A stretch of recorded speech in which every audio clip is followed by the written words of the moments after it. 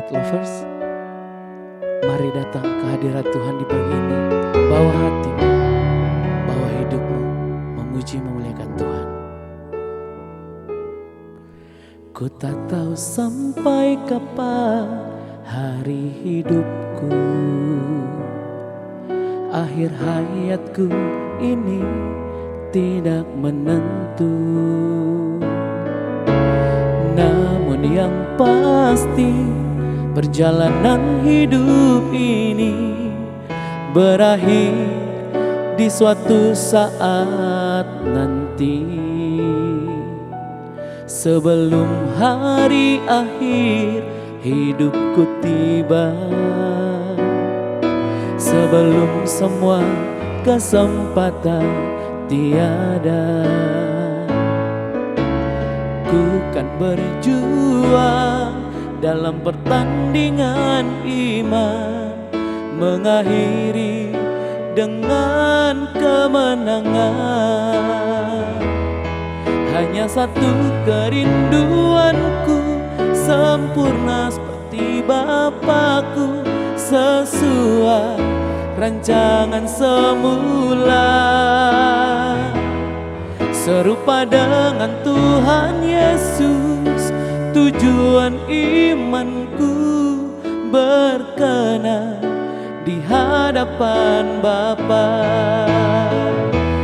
Hanya satu kerinduanku, sempurna seperti Bapakku, sesuai rancangan semula, serupa dengan Tuhan Yesus. Tujuan imanku berkenan di hadapan Bapa, berkenan di hadapan Bapa, berkenan di hadapan Bapa. Shalom, God Lovers. Selamat pagi. Kita bertemu kembali dalam renungan Word from Heaven. Pagi ini saya akan membahas tentang kita seringkali punya persepsi yang salah, atau saya mengatakan salah persepsi kita kepada Tuhan. Di dalam Injil Markus 8 ayat 33, lalu berpalinglah Yesus dan sambil memandang murid-muridnya, ia menegur Petrus dengan keras. Enyalah iblis, sebab engkau bukan memikirkan apa yang dipikirkan Allah, melainkan apa yang dipikirkan manusia. Kita seringkali mendengar slogan, saudara-saudara, bersama Tuhan kita pasti bisa. Slogan ini diberikan oleh para motivator, oleh para pengkhotbah untuk memberikan semangat kita dalam menghadapi hidup. Mulai dari kita menghadapi pergumulan anak-anak dalam menempuh studi mereka, masalah hubungan kita dengan sesama, masalah keuangan kita, pekerjaan kita, serta rumah tangga kita. Seringkali kita dibuat kecewa karena persoalan-persoalan tadi, kemudian Tuhan tidak serta-merta menolong persoalan kita sebagaimana harapan kita. Kita harus tetap berjerih lelah, bahkan kita banyak sekali menghadapi batu sandungan, ya, tekanan di dalam memperjuangkan harapan-harapan kita. Saudara tahu, di dalam hidup ini Yesus juga mengatakan hal yang sama, bahwa dia harus menanggung banyak penderitaan.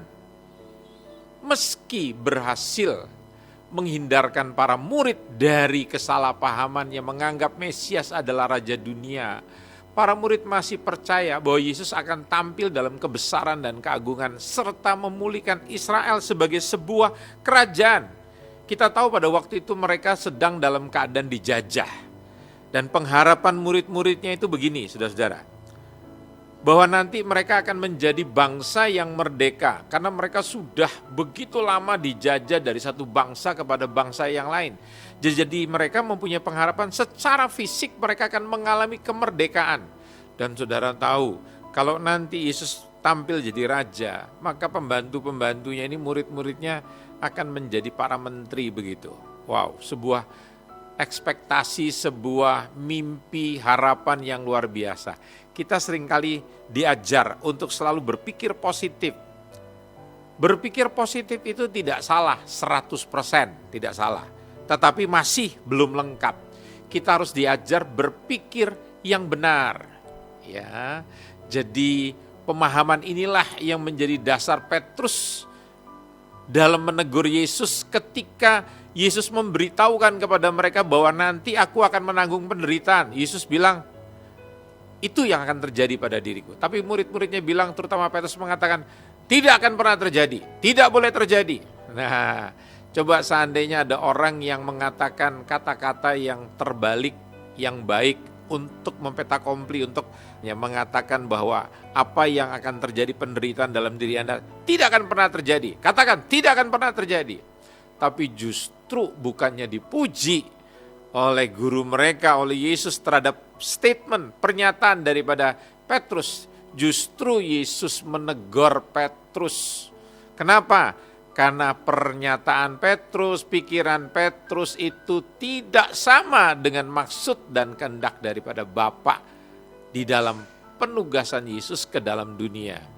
Saudara tahu, dalam hidup ini banyak sekali orang yang mengenal Yesus itu sebagai Tuhan yang nanti bisa menyelesaikan kesulitan hidup, memenuhi setiap kebutuhan hidup, menolong pekerjaan mereka, menyembuhkan sakit mereka.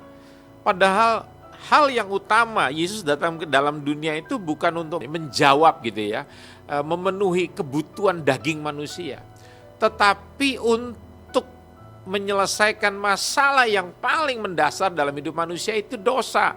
Dosa itulah yang membuat kita punya rentetan permasalahan yang luar biasa. Nah, bagaimana dengan pemahaman Bapak Ibu Saudara-saudara? Semoga kita tidak seperti Petrus yang berjalan dengan pengertian-pengertian sendiri, tetapi kita belajar menempatkan Yesus sebagai juru selamat, sebagaimana maksud dan kehendak Bapa pada waktu beliau mengutus anaknya ke dalam dunia. Jadi pesan saya, pandang Yesus sebagaimana maksud Bapa mengutusnya, supaya kita tidak dikecewakan oleh pemahaman yang keliru. Saya berharap Anda boleh paham, saudara-saudara, bahwa Tuhan datang itu bukan untuk menyelesaikan persoalan kulit luar, tetapi persoalan dalam diri saudara. Dia menebus dosa saudara yang menjadi sumber daripada permasalahan dunia. Saya percaya pada waktu Tuhan menebus dosa kita, menebus persoalan kita dari dalam, ya, nanti akibat daripada dosa itu, segala macam kemelut ekonomi, kemelut rumah tangga, dengan sendirinya akan dibereskan oleh Tuhan. Jadi ada hal yang lebih penting, dosa saudara. Nah, hari ini kalau ada di antara saudara yang masih menyimpan perkara-perkara dosa, dan saudara belum pernah menerima Yesus sebagai Tuhan dan Juru Selamat saudara, saya mengajak Anda, mengundang Anda untuk membuka tangan, seraya saudara berdoa dan berkata, Tuhan, saya mengakui dosa-dosa saya, dan saya mau menerima Engkau sebagai Tuhan dan Juru Selamat saya. Saya percaya pada waktu saudara berdoa yang sederhana seperti begini, mengundang Yesus bukan hanya sebagai Juru Selamat, tetapi sebagai Tuhan. Dan pada waktu saudara mengakui dosa, saudara minta ampun, minta pertolongan pada Dia. Dia akan menjamah hidup saudara.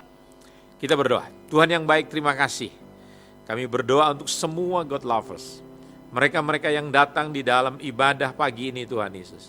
Biarlah Engkau menjamah rumah tangga, persoalan mereka, ekonomi keluarga, bahkan segala macam hubungan relasi mereka yang tidak baik. Tuhan berkata, Engkau akan mendamaikan dengan semua musuh-musuh mereka. Tuhan Yesus, Engkau Allah yang luar biasa, yang datang menyelesaikan persoalan utama dalam hidup kami. Dan kami ingin mengatakan bahwa Tuhan baik. Terima kasih, dalam nama Tuhan Yesus kami berdoa. Amin.